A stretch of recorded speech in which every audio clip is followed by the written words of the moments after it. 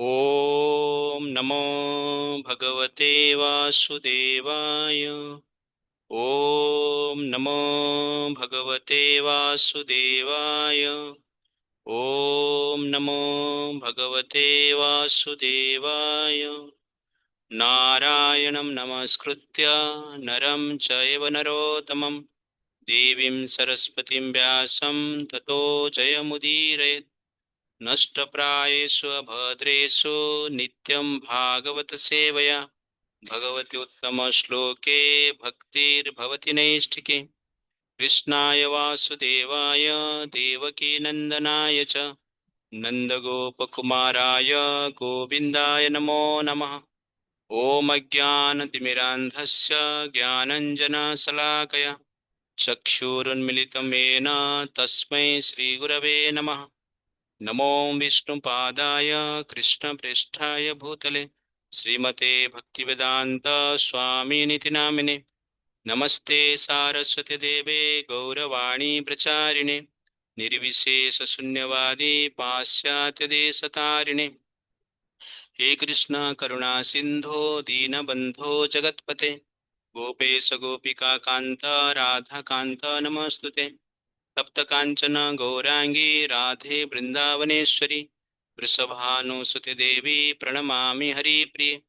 वंशाकल्पतरुभ्यश्च कृपा सिन्धुभ्य एव च पतितानां पावनेभ्यो वैष्णवेभ्यो नमो नमः। जय श्री कृष्ण चैतन्य प्रभु नित्यानंद श्री अद्वैत गदाधर शिवासादि गौर भक्त वृंद। हरे कृष्णा कृष्णा कृष्णा हरे हरे हरे राम राम राम हरे हरे। हरे कृष्णा। हरे कृष्णा समस्त भक्तों को हम हार्दिक स्वागत करते हैं आज का कार्यक्रम में। तो आज हम रामायण बालकांड पार्ट 5 देखेंगे, पावर ऑफ तपस्या और पावर ऑफ ब्रह्मचर्य। तो लास्ट टाइम हमने देखा कि किस प्रकार दशरथ महाराज के पास राज्य है, संपत्ति है, अच्छे मंत्री है, ऋषि है, सर्वसंपन्न होने के पश्चात भी वो दुखी थे क्योंकि उनका पुत्र नहीं था। इसलिए दशरथ महाराज उनके मंत्रियों को पूछते हैं कि मुझे एक पुत्र चाहिए, इसलिए पुत्र प्राप्त करने के लिए आप मेरा मार्गदर्शन कीजिए।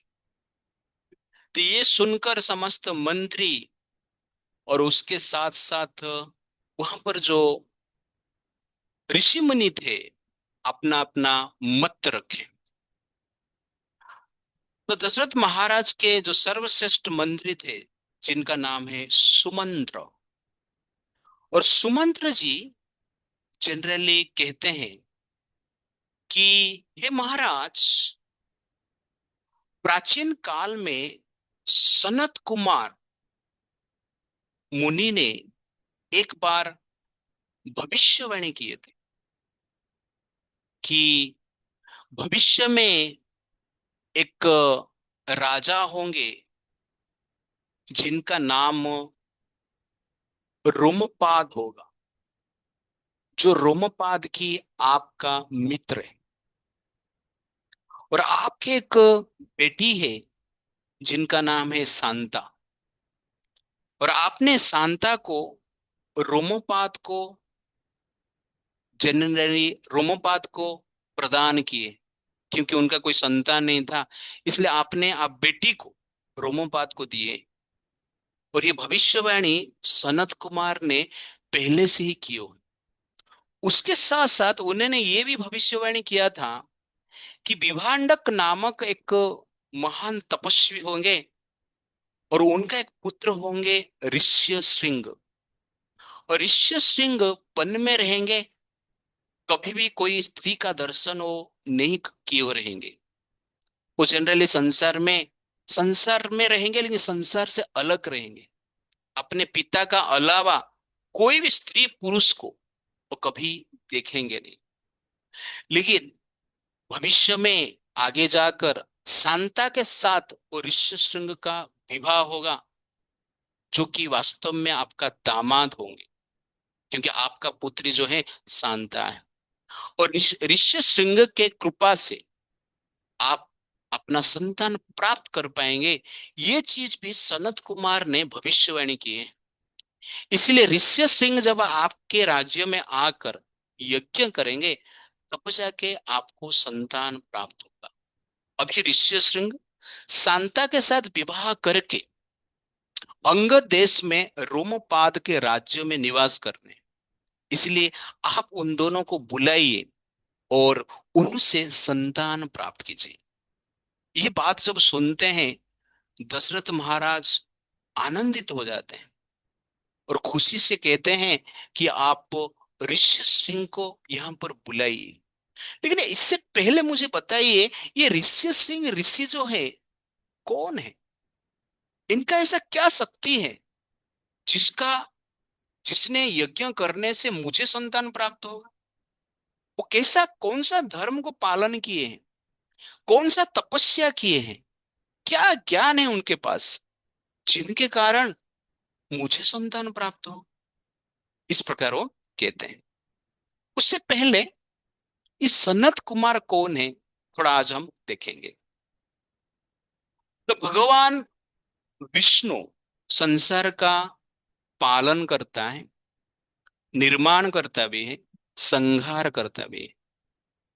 लेकिन भगवान विष्णु संसार को निर्माण करने के लिए ब्रह्मा जी को निर्माण करते हैं। भगवान विष्णु के नाभि कमल से ब्रह्मा जी का उत्पन्न होता है। और ब्रह्मा जी इस संसार को निर्माण करने के लिए अनेक वर्ष तपस्या करते हैं। 100 साल तपस्या करते, देवताओं की 100 साल तपस्या करते।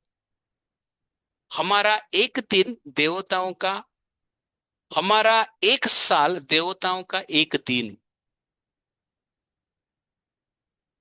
तो हमारा जो एक साल कंप्लीट होता है, तो देवताओं का 24 आवर कंप्लीट होता है। तो इसी प्रकार देवता 100 साल, इसी प्रकार देवताओं की 100 ईयर जो है तपस्या किए ब्रह्मा जी। नहीं, 100 ईयर नहीं, 1000 ईयर तपस्या की।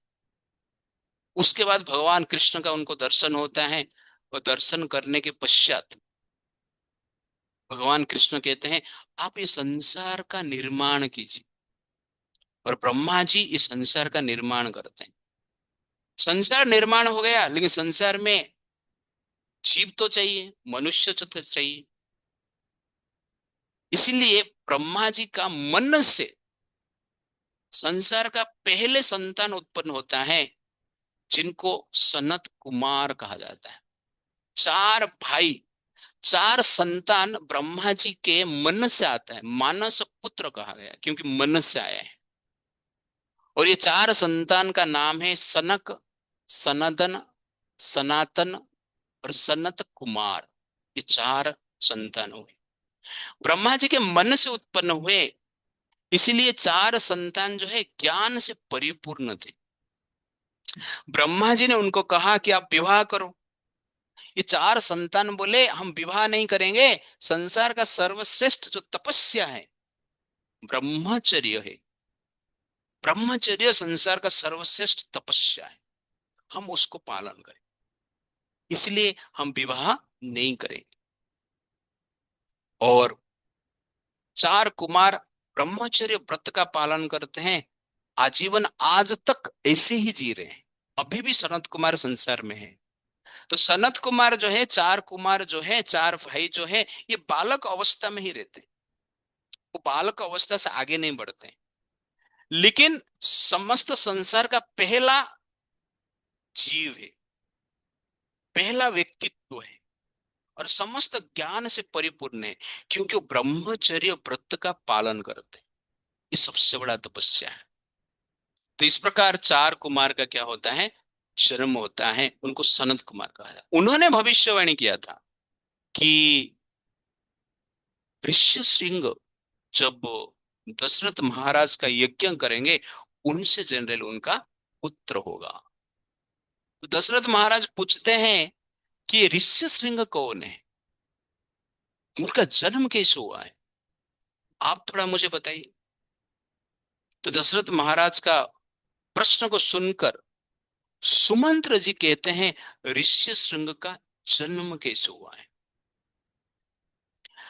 तो एक ऋषि हुए हैं जिनका नाम है विभांडक ऋषि। वो सर्वगुण संपन्न थे, इंद्रियों को नियंत्रण करते थे, वेद शास्त्र का जो ज्ञान है उनके पास पूर्णतः था, ब्रह्मचर्य व्रत को पालन करते थे, जीवन में कभी भी जनरली वो अधर्म का आचरण नहीं किए और भगवान का नित्य निरंतर ध्यान करते थे। एक महान ऋषि थे। तो एक बार उन्होंने नदी में स्नान कर रहे थे, अचानक स्वर्ग का के अप्सरा को देखते हैं जिनका नाम है उर्वशी। उर्वशी को देखकर उनका मन में आकर्षण होता है। स्नान कर रहे हैं, मन में आकर्षण हुआ, इसलिए उनका शरीर से वीर्य का निष्कासन, और वीर्य पानी में मिल गया, जिसको सीमेन कहते हैं, जिसके द्वारा संतान उत्पन्न होते हैं। वो पानी में मिला हुआ वीर्य जब जा रहा था, अचानक एक हिरनी उस वीर्य को पी लेती है पानी के साथ, अनजान में। और वो ऋषि के जो वीर्य है, सीमेन जो है, संतान उत्पन्न करने की जो शक्ति है, इतना पावरफुल था कि वो वीर्य हिरनी के गर्भ में जाकर भी एक संतान को धारण करती है। संतान हिरनी के गर्भ में विकसित होती है, और कुछ दिन के पश्चात वो हिरनी ने एक संतान को जन्म दिया, जिसके सर पे एक सिंग था, एक हर्न था। इसलिए इस उस व्यक्ति का नाम क्या हुआ, उस संतान का नाम ऋष्य शृंग हुआ, कि वो ऋषि के पुत्र थे और उनका एक सिंग आया, हिरन से जन्म हुए थे, इसलिए उनका एक सिंग आ गया, इसलिए उनका नाम क्या हुआ, ऋष्य शृंग। और ऋष्य शृंग को विभांडक मुनि ने विचार किए कि मैंने एक लड़की को देखा, एक स्त्री को देखा, और मेरा मन विचलित हो गया, इसलिए मेरे पुत्र को कभी भी मैं स्त्री का दर्शन नहीं कराएगा। मेरे पुत्र को ऐसा रखेगा कि जीवन में वो किसको भी देखेगा नहीं, केवल पशु पक्षी को देखेगा, लेकिन स्त्री को कभी नहीं देखेगा। इसलिए ऋषि सिंह को उन्होंने ऐसा लालन पालन किया और जंगल के भीतर ही रखे, कभी भी उस स्त्री का दर्शन नहीं किया। वो तरुण अवस्था में आ गए, फिर भी कोई लड़की का दर्शन नहीं हुआ, कन्या का दर्शन नहीं है, कोई स्त्री का दर्शन नहीं। वो जानते ही नहीं थे स्त्री क्या होता है, उनका विचार ही नहीं था ऐसा। इस प्रकार का शुद्ध वातावरण में वो जीवन यापन करते थे। प्रतिदिन वेद शास्त्र को अध्ययन करते थे, पिताजी से सुनते थे, ब्रह्मचर्य व्रत का पालन करते थे, पूजा पाठ करते थे, भगवान का नाम जप करते थे, और मन उनका शांत था, निश्चिंत हो रहते थे। उनका शरीर में तेज था, बल था, स्फूर्ति था, आनंदित रहते थे, परमानंद में हो रहते थे। इस प्रकार उनका स्थिति था। और इस शक्ति के कारण, क्योंकि अपवित्र का विचार उनके मन में कभी नहीं आता, उनमें अहंकार नहीं था, लोभ नहीं था, काम वासना नहीं था, वो ये सब जानते ही नहीं थे ये सब क्या होता है, इतना शुद्ध थे। वो क्रोध नहीं करते थे, बाकी तो दुर्विचार उनके मन में है ही नहीं, इतना पवित्र थे। और इतना पवित्र ऋषि होने के कारण उनके पास स्पेशल शक्ति था। तो विभांडक एक बार राजा रोमपाद के नगर अंग देश में, रोमपाद का राज्य अंग देश में अनेक साल तक वर्षा नहीं हुआ। तो रोमपाद ने उनके मंत्री और ऋषियों को पूछे कि मेरे राज्य में वर्षा नहीं हो रहा है, प्रजा पीड़ित है, आहार का अभाव हो रहा है, मेरा पूर्व जन्म का कोई पाप कारण के पाप कर्म के कारण इस प्रकार की अवस्था मेरे राज्य में आया है। आप कुछ विचार कीजिए कि वर्षा कैसे होगा। तो सोचिए, वर्षा नहीं होगा तो संसार में जीना मुश्किल हो जाएगा। आपके पास घर है, फैसिलिटी है, पावर है, पोजीशन है, एसी है, लेकिन खाना नहीं, नहीं चलेगा गाड़ी। खाना सबके लिए आवश्यकता है, और खाना वर्षा से होता है, आहार वर्षा से उत्पन्न होता है। इसलिए रोमपाद बोले कुछ तो वर्षा होना चाहिए। तो वहां पर जो ऋषि मुनि थे, कहें कि एक ऋषि है जिनका नाम है ऋष्य श्रृंग। वो यहाँ पे नजदीक एक वन में निवास करते हैं। वो आपके राज्य में आएंगे तो इंद्रदेव निश्चित रूप से वर्षा कराएंगे। ऋषि सिंह को लाना डिफिकल्ट है, क्योंकि उनका पिताजी उनको संसार से बाहर रखे। आज तक वो कोई भी गांव में, कोई भी नगर में गए ही नहीं, और कोई भी स्त्री को उन्होंने देखा ही नहीं। लड़की क्या है वो जानते ही नहीं, और उनको यहाँ पर लाना भी बहुत डिफिकल्ट है। लेकिन उनको लाने के लिए एक ही उपाय है। अंग देश के जो वेश्याएं हैं, जो लड़कियां हैं, अविवाहित हैं, लेकिन अविवाहित होकर भी क्या करते हैं, पुरुष के साथ संबंध रखते हैं, उनको वेश्या कहते हैं, प्रोस्टिट्यूट्स कहते हैं। और उनको लेकर हम क्या कर सकते हैं, जो ऋष्य शृंग है उनका मन को आकर्षित कर सकते हैं, और आकर्षण करके वो हमारे राज्य में उनको लेके आ सकते हैं। तो ये देखकर रोमपाद ने विचार किए कि ये सब विभांडक मुनि को पता चल जाएगा तो श्राप दे देंगे। अभी तो बारिश नहीं हो रहा है, श्राप देंगे तो फिर जल जाएगा सब कुछ। ऋषि मुनि ने कहा, लेकिन एक ही उपाय है, और कुछ हो ही नहीं सकता है, हमारे पास और कुछ आइडिया नहीं है। तो राजा रोमपाद ने कहा, ठीक है, हमारे राज्य में जो अच्छा अच्छे सुंदर वेश्याएं हैं, सबको क्या करो, भेजो। तो 8-10 ऐसे वेश्याएं को आमंत्रित किया गया, और उनको अच्छी तरह से सजाया गया, और सबको कहा गया कि आप जाके ऋषि सिंह को इस राज्य में लेके आओ। और 8-10 वेश्या जो थे, सुंदर ढंग से सज धज होकर, आभूषण पहन के, मेकअप करके उस वन में गए। और वन में जाकर विभांडक मुनि जब आश्रम में नहीं थे, उस आश्रम में पास जाकर संगीत से, जनरली गीत गाने लगे, अच्छे म्यूजिक बजाए और गीत गाने लगे। और उस समय पे ऋषि शृंग ऋषि पहली बार कोई लड़की का आवाज सुन रहे। उनको पता नहीं ये लड़की गा रहे हैं करके, उनको लग रहा है कुछ आवाज आ रहा है, सुनने के लिए वो निकल गए, और देख रहे हैं सामने कुछ तो जीव खड़े हैं। उनको पता नहीं है कि लड़कियां हैं करे। उनको लगा हाँ ये कोई ऐसा जीव है जैसे हाथी भालू बाघ रहते हैं, लेकिन ये भी एक प्रकार की जंगल में है, पहली बार मैं देख रहा हूँ। उनको ऐसा लग रहा है, और देखकर उनका मन उनके ओर आकर्षित होता है। वो जाके पूछते हैं, आप लोग कौन हो, कहाँ से आए हैं, क्यों आए हैं, और आपको देख के मेरा मन बहुत शांत हो गया है। एक काम कीजिए, आप मेरे आश्रम में आइए। तो ये सब जो लड़कियां थे, ये सुनकर उनके आश्रम में आते हैं, और आश्रम में आने के पश्चात जो ऋषि श्रृंग थे, उनको आसन के ऊपर बिठाते हैं, और बिठाकर सब वेश्याओं को क्या करते हैं, उनका पद प्रक्षालन करते हैं, पांव धोते हैं। ये ऋषि श्रृंग वेश्याओं का पांव धोते हैं। आप सोचिए, क्योंकि उन मन में कुछ विचार नहीं, हाँ ये हमारा अतिथि आए हैं। और उसके साथ साथ उनको उनको अर्घ्य अर्पण करते हैं, पानी भी पीने के लिए देते हैं, फल मूल भी देते हैं, और उनका आरती भी उतारते हैं, पूजा करते हैं, सब स्त्रियों का, सब लड़कियों का। ये लड़कियां देखकर आश्चर्यचकित हो गया, आज तक हमारा ऐसा सत्कार कोई किया ही नहीं।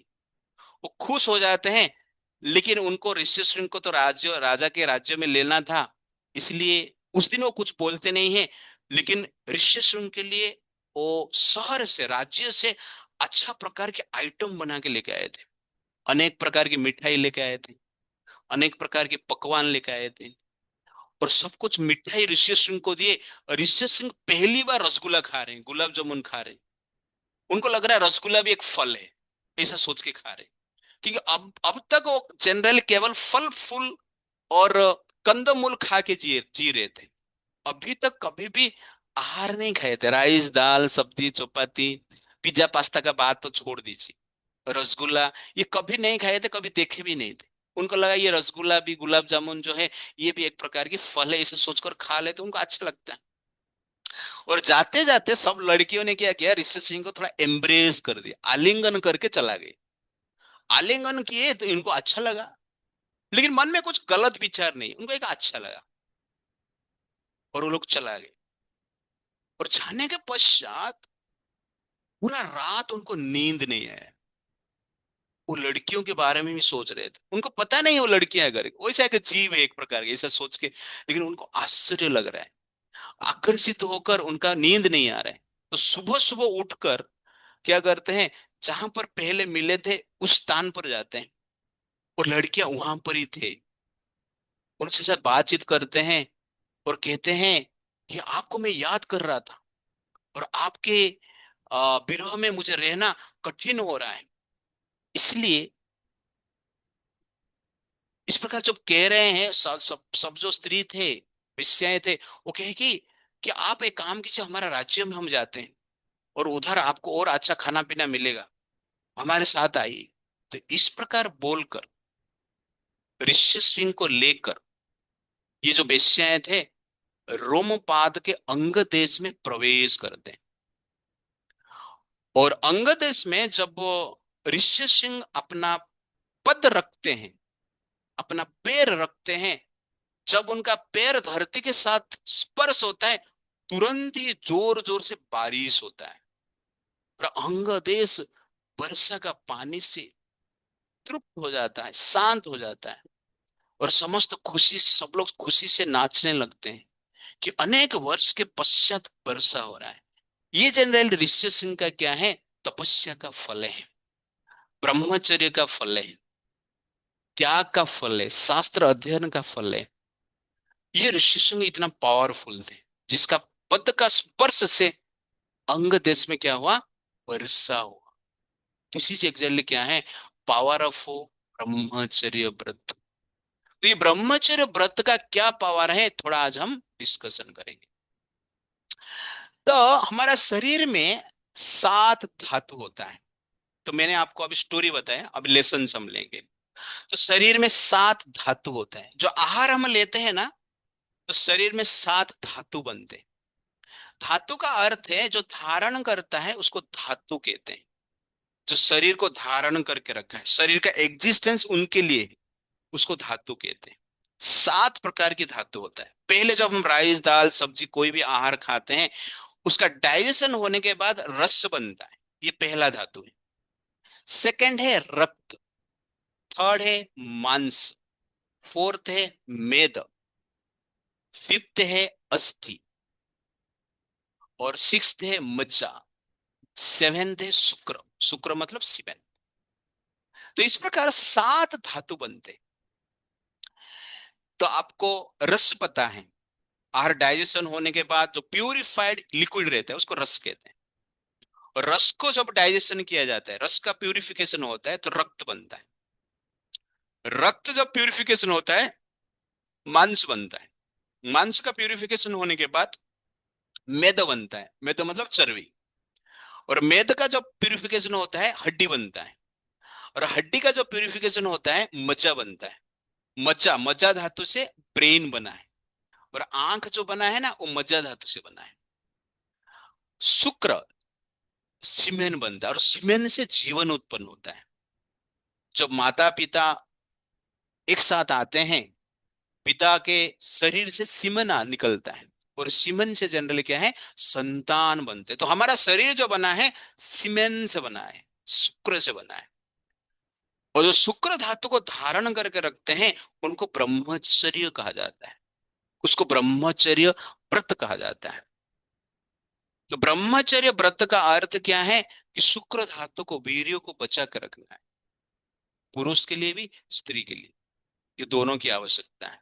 क्योंकि ये जो धातु है, सर्वश्रेष्ठ धातु है, और ये धातु के कारण मन शांत रहता है, और डिटर्मिनेशन मिलता है, मेमोरी पावर बढ़ता है, कॉन्फिडेंस बढ़ता है, कंसंट्रेशन बढ़ता है, और अच्छे गुण डेवलप होता है, सद्विचार आता है। इसलिए ये शुक्र को, वीर्य को धारण करना आवश्यकता है। इसलिए धातु शब्द जो है, धातु शब्द से धारण आता है। और हमारा शरीर को ये धातु धारण करते हैं, और सर्वश्रेष्ठ धातु जो है वीर्य है। इसलिए इसका रक्षा करना आवश्यकता है। तो आजकल जनरली सब लोग जनरली कहते हैं कि ये सब नेचुरल है, जैसे खाना खाना नेचुरल है, सोना नेचुरल है, वैसे ही जनरली वीर्य पतन करना नेचुरल है, ऐसा कहते हैं। लेकिन वास्तव में ऐसा नहीं है। हमें शुक्र को धारण करना चाहिए, वीर्य को धारण करना चाहिए, शक्ति धारण करना चाहिए। खाना खाने से शक्ति मिलता है, सोने से जनरली हमें शक्ति मिलता है, लेकिन जब वीर्य नष्ट हो जाता है शक्ति नष्ट हो जाता है। इसलिए इसको रक्षा करना ही शक्ति है, इसको रक्षा करना ही जीवन है, इसको रक्षा करना ही आनंद है, इसको रक्षा करना ही मेमोरी है, इसको रक्षा करना ही कॉन्फिडेंस है, इसको रक्षा करना ही कंसंट्रेशन है। इसलिए सीमेन इज लाइफ। तो ब्रह्मचर्य means no physical intimacy with opposite gender.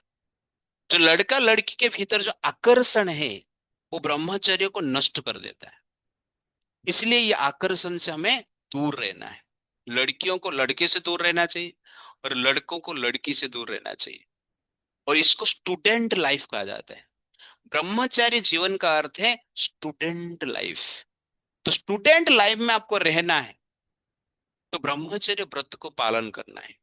आजकल स्कूल कॉलेज में अनेक प्रकार की जनरली एक्टिविटी चल रहा है बॉयफ्रेंड गर्लफ्रेंड के नाम पे, लेकिन ये कार्य हमें कभी नहीं करना है। ब्रह्मचारी उसको कहते हैं जो कभी भी बॉयफ्रेंड गर्लफ्रेंड का लफड़ा में फंसता नहीं है, अपना मन को कंट्रोल करता है, सीमेन को बचा के रखता है। विवाह के पश्चात केवल संतान प्राप्त करने के लिए पुरुष स्त्री एक साथ आ सकते हैं। इस प्रकार का जो व्रत जो धारण करते हैं उनको ब्रह्मचारी कहा जाता है।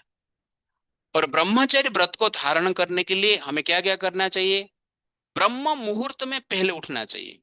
ब्रह्म मुहूर्त का अर्थ है सूर्य उदय होने से 90 मिनट पहले, उसको ब्रह्म मुहूर्त कहा जाता है। ब्रह्म मुहूर्त का अर्थ है भगवान के द्वारा स्पेशली उस समय डिजाइन किया गया है, उसमें अधिक शक्ति निहित रहता है। इसलिए 4 बजे उठकर हमें स्टडी करना चाहिए। तो स्टूडेंट लोग हैं, आपको 4 बजे उठकर आप स्टडी करेंगे, पढ़ाई करेंगे, तो आपको अच्छी तरह से सब कुछ याद रहेगा और अति सहज से याद रहेगा। और जो डिफिकल्ट सब्जेक्ट मैटर है वो भी समझ में आपको आएगा और मेमोरी में स्थिर हो जाएगा। आप ब्रह्मचर्य व्रत को पालन करके जिएंगे तो आप रिफ्लेक्ट आसानी से कर पाएंगे। इसीलिए हर स्टूडेंट, स्टूडेंट मीन्स ब्रह्मचारी, आप सब ब्रह्मचारी हो। ब्रह्मचारी लाइफ, जो स्त्री है ब्रह्म, जो लड़के हैं ब्रह्मचारी है, और जो लड़कियां हैं वो ब्रह्मचारिणी है। इस प्रकार हमारा शास्त्र कहता है। तो इसलिए 4 बजे उठना चाहिए, सूर्योदय का 90 मिनट पहले। स्नान करके भगवान का नाम जप कीजिए, एक माला जप कीजिए, उसके बाद पढ़ाई कीजिए। देखिए आपका पढ़ाई में मन अच्छी तरह से लगेगा और उसके साथ मेमोराइज भी अच्छी तरह से कर पाएंगे और इजीली कर पाएंगे। रात को 9 8 9 बजे तक या 9 10 बजे 11 बजे आप पढ़ेंगे, जो याद आपको रहता है उससे उसका कम एनर्जी खर्चा करके आप ब्रह्म मुहूर्त में सब कुछ याद रख सकते हैं। रामदेव बाबा को जनरल ऑक्सफोर्ड यूनिवर्सिटी से एमबीबीएस करके, ऑक्सफोर्ड यूनिवर्सिटी से एमबीए करके बहुत सारा जनरली लोग आए थे, बिजनेसमैन आए थे और पूछे कि आपका सक्सेस का कारण क्या, रामदेव बाबा पूछ रहे। तो रामदेव बाबा बोलते हैं मेरा सक्सेस का कारण ये है कि मैं प्रतिदिन 3 बजे उठता हूँ, सुबह 3 बजे उठता हूँ, इसलिए मैं सक्सेस हूँ। तो कहने का अर्थ है कि सक्सेस के लिए जितने भी व्यक्ति संसार में सक्सेस प्राप्त करते हैं बड़े बड़े पोजीशन में, ब्रह्म मुहूर्त में उठते हैं। ब्रह्म मुहूर्त का अर्थ है बिग समय, बिग टाइम। और बिग मैन बनना है, सक्सेसफुल बनना है, बिगेस्ट मैन बनना है, वो टाइम पे उठना चाहिए। दैट इज ब्रह्म मुहूर्त। उसके बाद क्या करना चाहिए? ठंडा पानी पीना चाहिए, तो दिमाग ठंडा रहता है और पेट भी साफ हो जाता है। थोड़ा एक्सरसाइज करना चाहिए, सूर्य नमस्कार करना चाहिए। ओके ना? और मन में कभी भी स्त्री के प्रति आकर्षण का विचार आना नहीं चाहिए, और लड़कियों को भी लड़का के प्रति आकर्षण का विचार आना नहीं चाहिए। और गलत जो कंटेंट है स्त्री पुरुष का आकर्षण का कंटेंट है, हमें टीवी में मोबाइल में देखना नहीं चाहिए। स्नान करते टाइम ठंडा पानी में स्नान करना चाहिए। तो एक पॉइंट मैं आपको बताता हूँ, कभी भी जब स्नान करते हो गर्म पानी में स्नान मत करो। इवन विंटर सीजन में भी ठंडा पानी में स्नान करना। मान लो आप गर्म पानी में स्नान करते हो तो सर पे कभी भी गर्म पानी मत डालना। आयुर्वेदा के हिसाब से सर पे गर्म पानी डालेंगे तो जनरली क्या हो गया, बाल आपका जल्दी निकल जाएगा और दिमाग का स्थिरता भी कम हो जाएगा, रोग बढ़ेगा। इसलिए सर में कभी भी गर्म पानी नहीं डालना है। आरोग्य रहना है तो शरीर में कभी कभी आप ठंडी के कारण गर्म पानी डाल सकते हैं, पर सर पे ठंडा पानी ही डालना है। दैट इज एक्चुअली क्या है, साइंस है। लेकिन ठंडा पानी में नहाना सबसे अच्छा है। That is the point. और सात्विक आहार खाना है। सात्विक आहार मतलब नॉनवेज नहीं खाना है, और उसके साथ साथ ज्यादा फ्राइड आइटम भी नहीं खाना है। कुरकुरे ये सब खाते हैं ना ज्यादातर, वो भी जनरली हमें लेना नहीं चाहिए, जो कि शरीर का हानि करता है, रोग करता है और ब्रह्मचर्य को नष्ट कर देता है। उसके साथ साथ क्या है, आसन थोड़ा करना है, आसन प्राणायाम करना है। पद्मासन में बैठिए, ब्रह्मचर्य आसन कीजिए, तो इस प्रकार का कार्य करना चाहिए। ज्यादा खट्टा नहीं करना, खाना नहीं चाहिए, और ज्यादा स्वीट भी नहीं खाना चाहिए। उसके साथ साथ बैठते टाइम सीधा बैठना चाहिए। इस प्रकार स्थिति में रहेंगे तो हमारा मन स्थिर रहेगा। और सोते समय थोड़ा भगवान की कथा सुनिए, कृष्ण का कथा सुनिए। जो लेक्चर हम रिकॉर्डिंग कर रहे हैं उसको सुन के आप सोइए। थोड़ा गीता पढ़िए, श्लोक में जो दिया है उसको अभ्यास करके सोइए। और उसके साथ साथ भगवान का नाम जप करते रहिए प्रतिदिन। 16 माला हमें करना है, एटलीस्ट 2-4 माला आप करते रहिए। उसके साथ साथ भगवान का कथा सुनिए। इस प्रकार की लाइफ हम जीते हैं तो हमारा जीवन जीवन सात्विक रहता है, और हम ब्रह्मचर्य व्रत को पालन कर पाएंगे। उसके साथ साथ इस प्रकार कहा गया है कि ये जो सीमेन है, वीर्य है, उसका पावर क्या है। तो ये सीमेन जो है वास्तव में शरीर को धारण करता है, और इसमें शक्ति रहता है जीवन को देने के लिए। इसलिए वीर्य जीवन देता है। इसको नष्ट करते हैं मतलब हम जीवन को नष्ट करते हैं, शक्ति को नष्ट करते हैं, शारीरिक स्ट्रेंथ को नष्ट करते हैं, तेज को नष्ट करते हैं, मेमोरी को नष्ट करते हैं। इसलिए इसको धारण करना अत्यंत आवश्यकता है। और सीमेन को जो धारण करता है, they can see supreme man, supreme personality God head Krishna. इस प्रकार जनरली वीर्य का महत्व बताया गया है। और संसार में जो स्त्री पुरुष का आकर्षण है, हमें जनरली डिस्ट्रैक्ट करने के लिए। जिस प्रकार चूहा को पकड़ने के लिए घर पे कभी कभी क्या करते हैं, केज में कुछ फल रखते हैं, और चूहा उसमें जाके फंस जाता है। और घर पे कभी कभी कुछ खाना में विष डाल देते हैं। विष डाल के, भात में विष डाल के साइड में रख देते हैं, और चूहा उसको खा के मर जाता है। तो ठीक उसी प्रकार कॉलेज में जाते हैं, आजकल स्कूल में भी लोग जाते हैं, और लड़का लड़की के भीतर आकर्षण होता है, पढ़ाई छोड़ देते हैं, मर जाते हैं, सुइसाइड कर लेते हैं, और मर्डर भी करते हैं, एक दूसरे को मारते हैं। तो इस प्रकार का कार्य हमें नहीं करना है। ये पावर ऑफ लस्ट है। जिस पर चूहा को लगता है ये आहार है, लेकिन उसमें विष से वो देख नहीं पाता है। ठीक उसी प्रकार हमें लगता है इसमें मजा है, लड़का लड़की का आकर्षण में मजा है, जो कि आजकल स्कूल में भी चालू हो गया है। 6-7 स्टैंडर्ड से भी लोग ये कार्य कर लेते हैं। लेकिन इसको क्या, ये चीज को हमें क्या करना चाहिए, कंट्रोल करना चाहिए। ये आकर्षण नहीं है। ये आकर्षण के प्रति हम रहेंगे, आकर्षित हो जाएंगे, तो ये विष जैसे, जैसे चूहा को विष मार देता है, उसी प्रकार ये लस्ट जो है हमारा कैरियर को मार देता है, हमारा कैरेक्टर को मार देता है, हमारा शरीर को मार देता है, हमारा स्ट्रेंथ को मार देता है, हमारा मेमोरी को मार देता है, हमारा रिलेशनशिप को नष्ट कर देता है, फैमिली को भी नष्ट कर देता है। इसलिए कभी भी बॉयफ्रेंड गर्लफ्रेंड का लफड़ा में फंसना नहीं है। मैं आपको इस सेशन के द्वारा बताना चाहूंगा। Lust means temporary elation but permanent agitation. चूहा को लगता है खाने में मजा आएगा, लेकिन मर जाता है। वैसे हमें लगता है इसमें मजा आएगा, लेकिन परमानेंटली मन क्या होता है, अस्थिर रहता है। आप यहाँ पे ऋषि सिंह को देखेंगे, शांत थे, लेकिन एक दिन जब देखते हैं वो रात भर सो नहीं पाते, एजिटेशन होता है। Lust is all about titillation with a little feeling of extreme jubilation. Lust is all about bliss with a little experience of bliss. It's like that. Definition of ब्रह्मचर्य। ब्रह्मचर्य का डेफिनेशन क्या है? कर्मणा मनसा वाचा सर्वावस्थासु सर्वदा सर्वत्र मैथुन त्यागो ब्रह्मचर्य प्रचक्षते। तो व्हाट इज ब्रह्मचर्य? कर्म के द्वारा, मन के द्वारा, वाणी के द्वारा, समस्त स्थान स्थान में, सर्व अवस्था में और सर्वदा, जनरली स्त्री पुरुष का जो आकर्षण है उसको त्याग करने को क्या कहते हैं? ब्रह्मचर्य व्रत कहते हैं। इसलिए मन से, कर्म से, वाणी से हमें ये कार्य नहीं करना चाहिए, जो कि आजकल मार्केट में ज्यादा है, और छोटे छोटे बच्चे भी फिल्में देखते हैं, ये सब देखना नहीं चाहिए। भगवान शंकर शिव जी कहते हैं कि ब्रह्मचर्य का पावर क्या है। वो कहते हैं, न तपस्तपः यानि आहुर ब्रह्मचर्य तपोतमम ऊर्ध्वरेता भवेतस्तु से देव न तो मानुषः। वो कहते हैं ब्रह्मचर्य से बड़ा तपस्या संसार में है ही नहीं।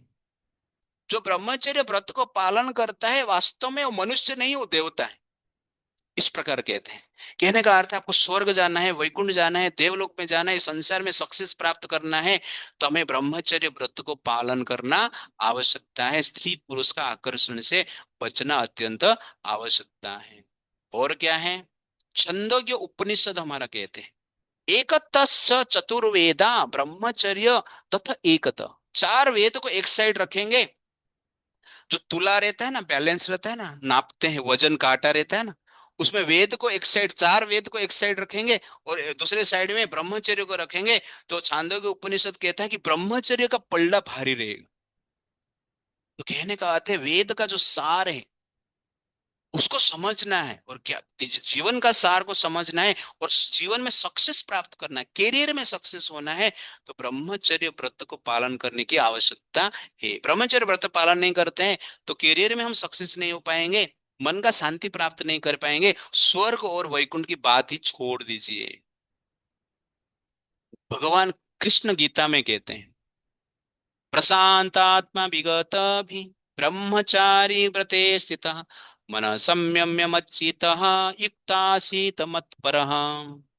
वो कहते हैं योगी को क्या करना चाहिए? ब्रह्मचर्य व्रत को पालन करना चाहिए, और ब्रह्मचर्य व्रत जो पालन करता है उसका मन कंट्रोल में रहता है, चित्त कंट्रोल में रहता है, और भगवान में मन लगता है, पढ़ाई में मन लगता है, अच्छे कार्य में मन लगता है। इसलिए ब्रह्मचर्य व्रत को पालन करना चाहिए। ब्रह्मचर्य प्रतिष्ठाय वीर्य लाभ। इसलिए ब्रह्मचर्य व्रत व्रत को पाल ब्रह्मचर्य व्रत पालन करना मतलब क्या है? कि हम सीमेन को, वीर्य को धारण करके रखना है, लड़का लड़की का आकर्षण से बचना है। विदाउट ब्रह्मचर्य mind can not be stable, therefore ब्रह्मचर्य मेक्स माइंड स्टेबल। ये ऋषि सिंह के लीला में हम सुनते हैं। तो डिस्ट्रॉयर ऑफ ब्रह्मचर्य, आठ चीज जो है ब्रह्मचर्य को नष्ट कर देता है। इसलिए ब्रह्मचारी को ये आठ चीज से बचना चाहिए। क्या है? स्मरणम कीर्तनम केलिहि प्रेक्षणम गुह्य भाषणम संकल्प अध्यवासश्च क्रियायानि क्रिया निवृत्त एव च। तो ये आठ चीज से हमें बचना चाहिए ब्रह्मचर्य को। क्या है? स्मरणम, स्त्री पुरुष के बारे में सोचना नहीं है, लड़के को लड़की के बारे में नहीं सोचना है, लड़की को लड़के के बारे में नहीं सोचना है, तब जाके ब्रह्मचर्य को पालन कर पाएंगे। कीर्तनम, वार्तालाप भी नहीं करना है ये सब चीज के बारे में, ये कर दिया वो कर दिया, तो लड़का लड़की का बात छोड़ना, छोड़ने से ही ब्रह्मचर्य व्रत को पालन कर पाएंगे। केली, केली मतलब खेलना नहीं है, मतलब एक दूसरे से मिलते हैं, डांस करते हैं, है कि नहीं? ये सब नहीं करना है, खेलना कूदना भी बंद करना है।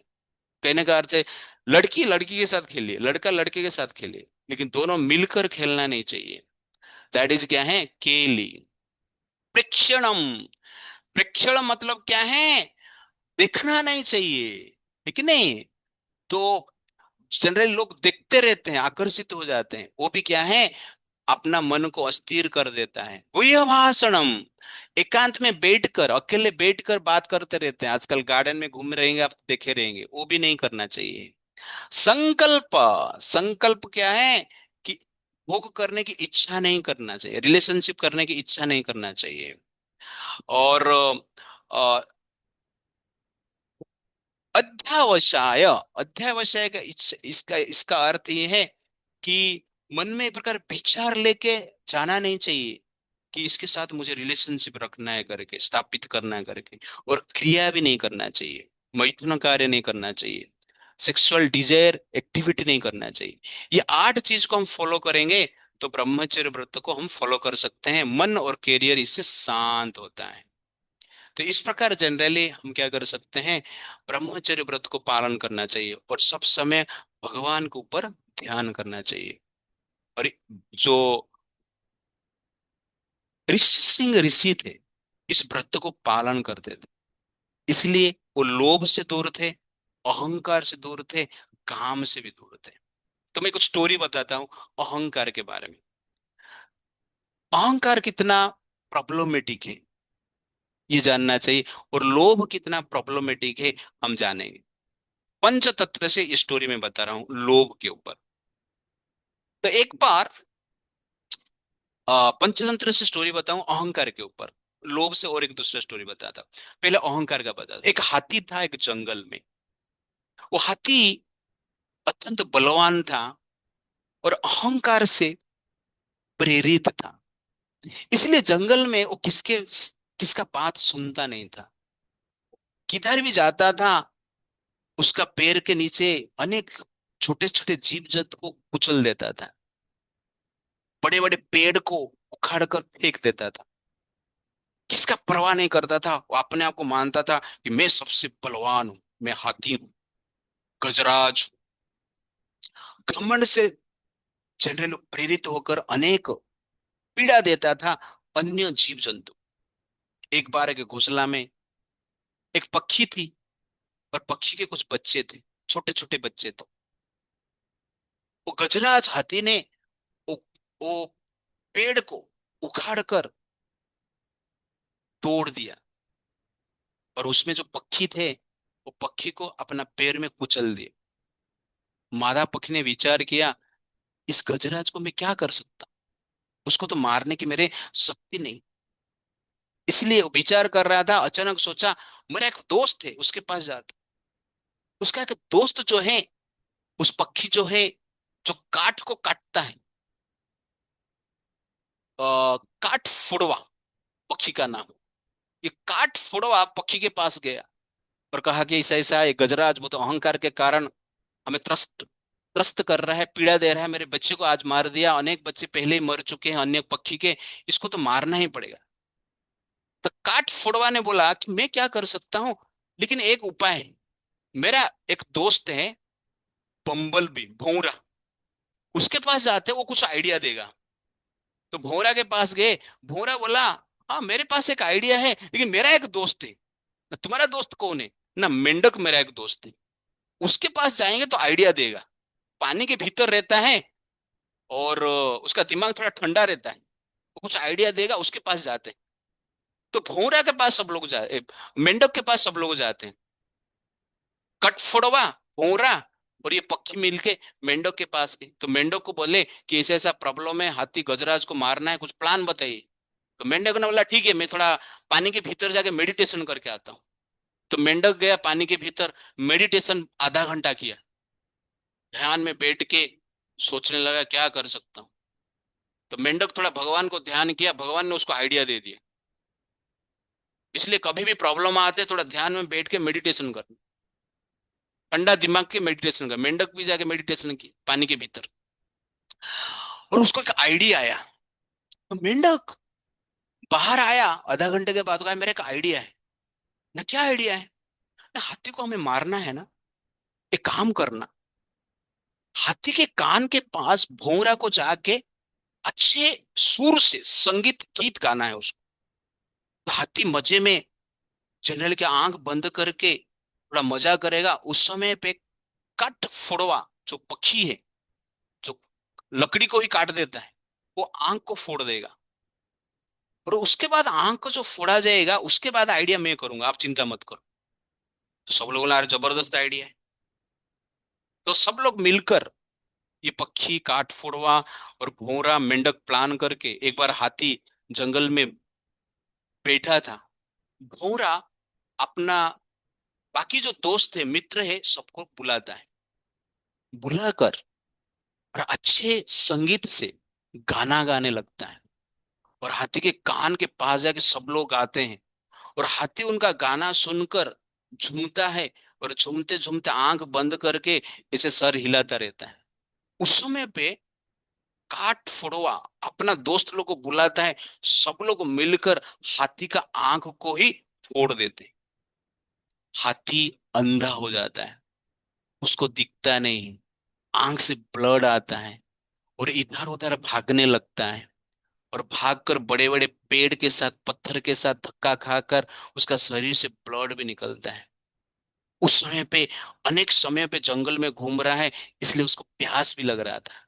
उस समय पे मेंढक ने विचार किया और सब मेंढक को बुलाया एक खड्डे के पास। और खड्डे के ऊपर खड़ा रह के सब लोगों ने ट्रा ट्रा ट्रा ट्रा करके जनरली आवाज करने लगे। ये ट्रा ट्रा ट्रा आवाज करना जब ये आवाज जब सुना हाथी ने, हाथी को लगा इधर पानी है करके। वो हाथी उस दिशा की ओर गया। ट्रा ट्रा ट्रा इस प्रकार हाथी उस दिशा की ओर गया। और जाकर दिख नहीं रहा है कुछ, और मेंढक जोर जोर से ट्रा ट्रा कर रहे हैं। और वो खड्डे की ओर गया और हाथी उधर जाकर खड्डे में गिर गया और गिरकर मर गया। तो इस स्टोरी से हमें सीख मिल रहा है कि अहंकार करेंगे तो भगवान के द्वारा हमारा अहंकार कभी ना कोई नष्ट कर देगा ही। इसलिए संसार में अहंकार नहीं करना है। अहंकार के कारण हम एक दूसरे को पीड़ा देते हैं, अन्याय अत्याचार करते हैं। इसलिए अहंकार से हमें बचना है। और इसके और एक सीख है कि यहाँ पर देखेंगे एकता, सब यूनाइटेड थे।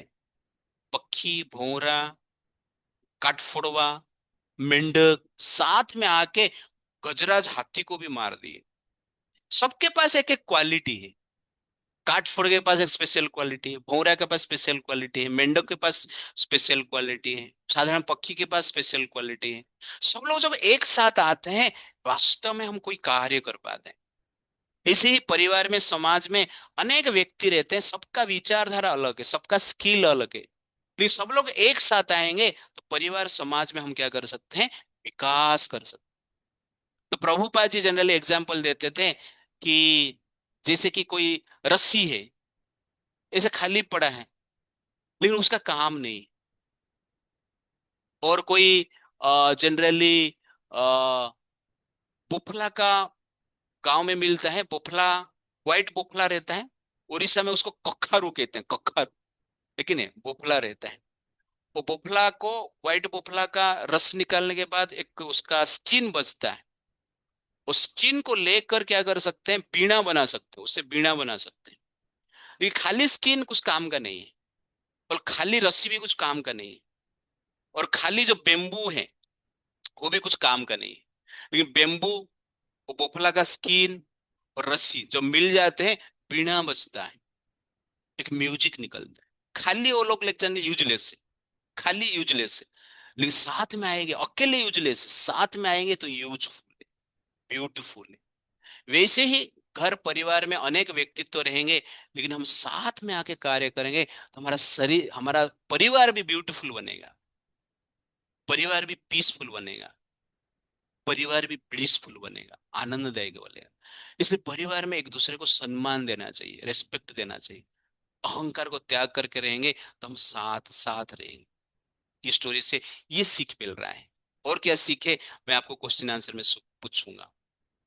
तो जो ऋषि सिंह थे अहंकार से मुक्त थे, इसलिए इतना पवित्र थे कि उनका पैर जब जमीन पे लगता है, अंग देश में, रमपात के राज्य में वर्षा होता है।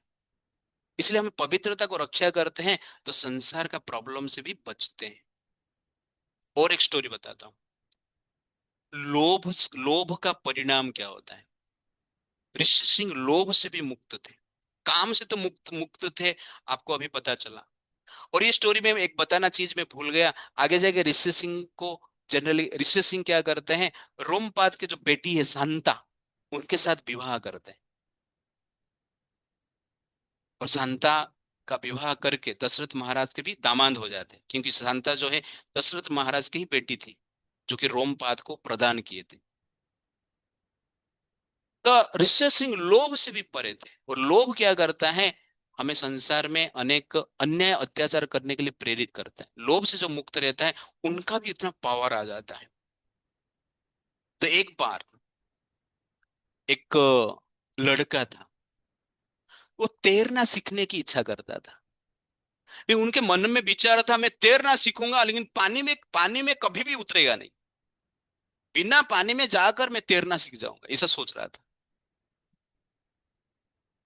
तो एक दिन उसका एक फ्रेंड था, वो लोभी था, उसको बुलाया, तुझे तैरना सीखना है ना? हाँ सीखना है। लेकिन बिना पानी में जाके सीखा यार, बिना पानी में कोई सीखता है? पानी में जाना पड़ेगा तुझे। उसको समझाया बुझाया, और एक नदी के किनारे में लेके गया। वो पानी में जा नहीं रहा था, लेकिन उसको एक बोर्ड दिखाया, नदी के किनारे में लगा है एक बोर्ड। वो बोर्ड में लिखा है कि जो डूबता हुआ व्यक्ति को बचाएगा, उसको 1,000 रुपये मिलेगा। तो दोस्त ने उसको बोला, तू जाके डूबने के नाटक कर और मैं तुझे बचा लेगा, तो मुझे 1,000 रुपया मिल जाएगा। तो तुझे तो 1,000 मिल जाएगा, लेकिन मुझे क्या मिलेगा? बोला, अरे तू नाटक करना रे, नाटक करेगा तो मैं 500 रुपया तुझे दे देगा। तेरा 500 रुपया हो जाएगा, मेरा 500 रुपया हो जाएगा, तो अच्छा बिजनेस। सरकार ऐसा बोर्ड लगा के गया है। बोला हाँ अच्छा है। दोनों को लोभ हो गया पैसा का, इसलिए इसको तैरना नहीं आता, पानी में उतर गया डूबने के लिए, नाटक करने के लिए। और इसको पैसा कमाना है, इसलिए प्लान किया, और पानी में गया और कमर के पास जाके डूबने की नाटक किया, बचाओ बचाओ बचाओ। तो ये बाहर जो लड़का था बोल रहा है, अरे तू नाटक कर रहा है, पानी कमर के जितना पानी है उसमें जाएगा तो थोड़ी बचाने से पैसा मिलेगा, और थोड़ा आगे जा। और लोभ हो गया था, 500 रुपये मिलेगा करके, उसको तैरना नहीं आता फिर भी आगे गया। तो नेक तक आ गया था, गले तक पानी आ गया, और उधर जाके नाटक करने लगा। तो ये बोल रहा है लड़का, अरे उधर तू नाटक करेगा थोड़ी मिलेगा पैसा, थोड़ा आगे जाओ। इसको लोभ हो गया था 500 रुपए का, इसलिए और आगे गया, सचमुच डूबने लगा। और सचमुच डूब कर बोल रहे हैं, बचाओ बचाओ बचाओ। और ये आदमी बचा नहीं रहा है। वो पूछ रहा है, अरे तू बचाने के लिए बोला था, बचा नहीं रहा है, मैं सचमुच डूब रहा हूँ। तो ये लड़का बोलता है, बाजू में और एक बोर्ड में लिखा है ना, क्या लिखा है ना, मुर्दा आदमी को जो पकड़ के लेकर आएगा उसको 2,000 रुपया मिलेगा, इसलिए तू मरने के बाद मैं तुझे पकड़ के लेके आएगा। इस स्टोरी से पता चलता है कि लोभ क्या नहीं करता। लोभ के कारण व्यक्ति दोस्ती भूल जाते हैं, लोभ के कारण व्यक्ति पिता माता को भूल जाते हैं, लोभ के कारण व्यक्ति भाई भाई को भूल जाते हैं, लोभ के कारण के व्यक्ति हस्बैंड वाइफ एक दूसरे को भूल जाते हैं। इसलिए लोभ जो है पाप का मूल कारण है। और ऋषि सिंह जो थे, ये लोभ से मुक्त थे, काम से मुक्त थे, अहंकार से मुक्त थे। इसलिए उनके पास इतना पावर था कि वो धरती पे पैर स्पर्श किए तो वर्षा होने लगा। और दशरथ महाराज ये स्टोरी सुनकर विचार करते हैं कि मुझे ऋषि सिंह को मेरे राज्य में बुलाना है, और स्वयं जाते हैं, रोमपाद के राज्य अंग देश में जाते हैं, और जाकर ऋषि अंग अंग महा रोमपाद जी को मिलते हैं, ऋषि सिंह ऋषि को मिलते हैं, उनको प्रणाम करते हैं, सत्कार करते हैं, और अपने राज्य में बुला के लेके आते हैं। तो नेक्स्ट टाइम हम देखेंगे ऋषि सिंह कौन सा यज्ञ करते हैं, और उस यज्ञ से किसी प्रकार संतान उत्पन्न होता है। दशरथ जी 4 संतान कैसे प्राप्त करते हैं, हम देखेंगे नेक्स्ट टाइम। हरे कृष्णा कृष्णा कृष्णा हरे हरे, हरे राम राम राम हरे हरे। तो आज हमने देखा कि ऋष्य सिंह का जन्म कैसे हुआ, सनत कुमार का जन्म कैसे हुआ, उसके साथ साथ ब्रह्मचर्य लाइफ स्टूडेंट के लिए और जीवन के लिए, मुक्ति के लिए कितना इंपॉर्टेंट है, हम जानने की प्रयास किया। हरे कृष्ण।